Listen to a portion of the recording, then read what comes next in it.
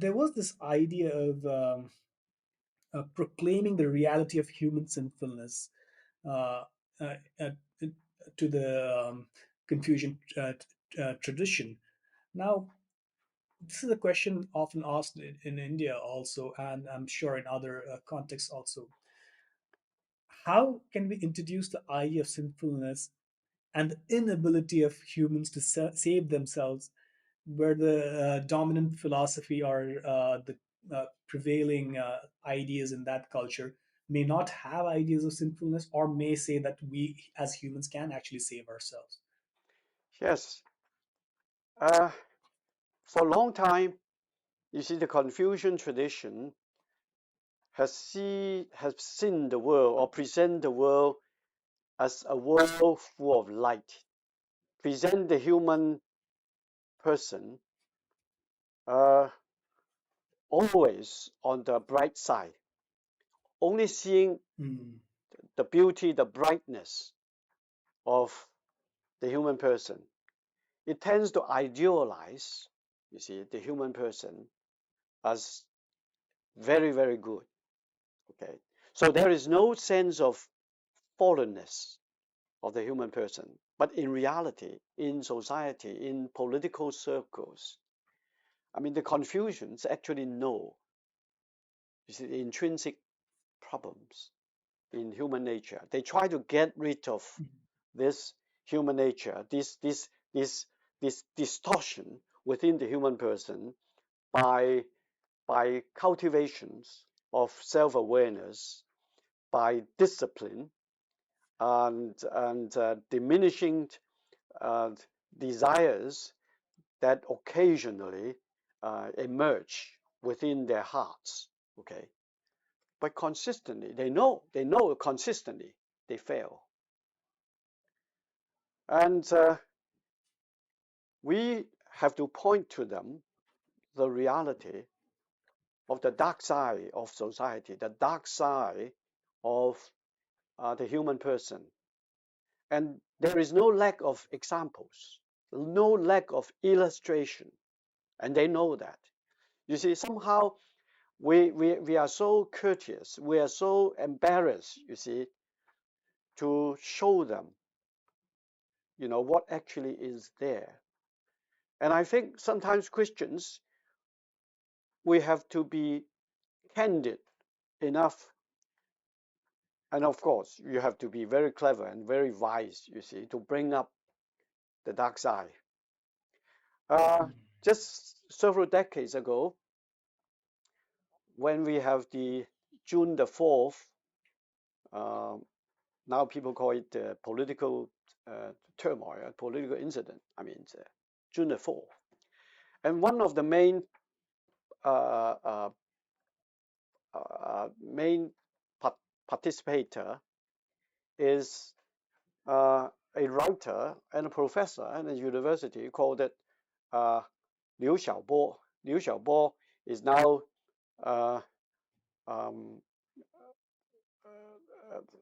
Nobel laureate. Nobel laureate.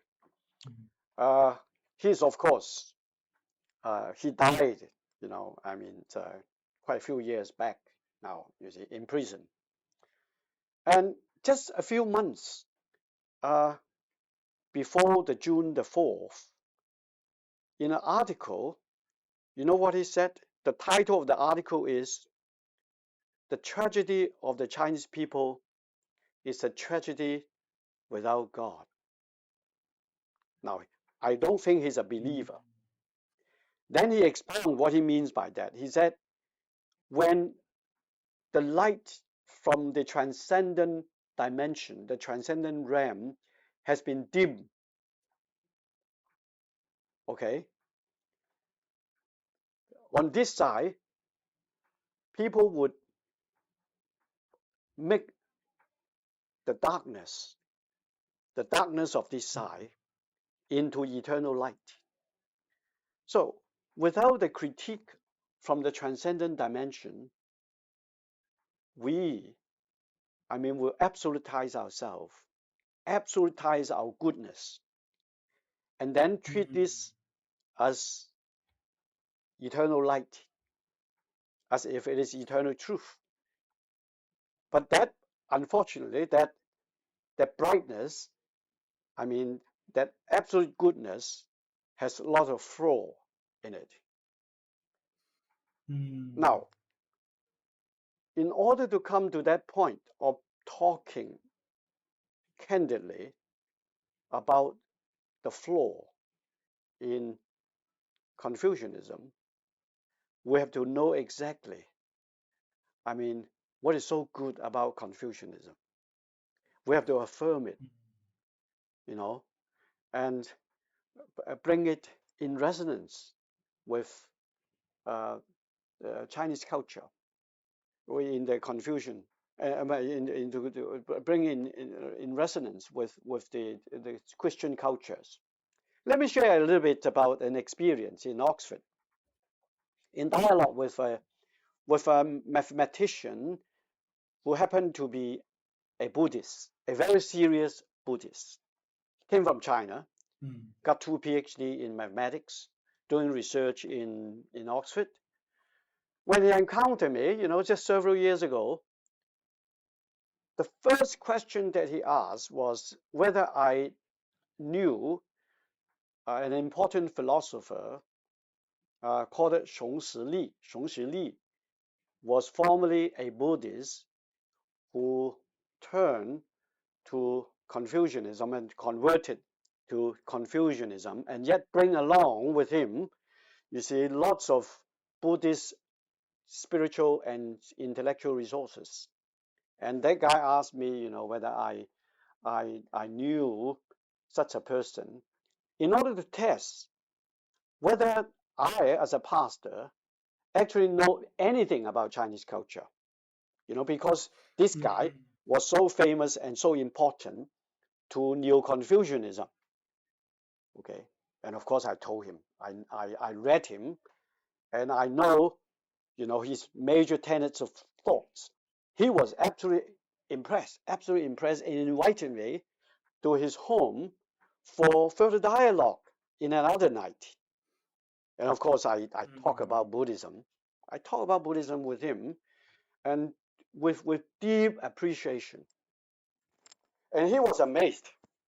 He was amazed. He started to show me all the wonderful texts in his collection, all the wonderful Buddhist texts in his collection, a whole bunch of them. You see, he brought me to his library, and then we talk, and then I, I talk about, this emptiness or nothingness in Christianity.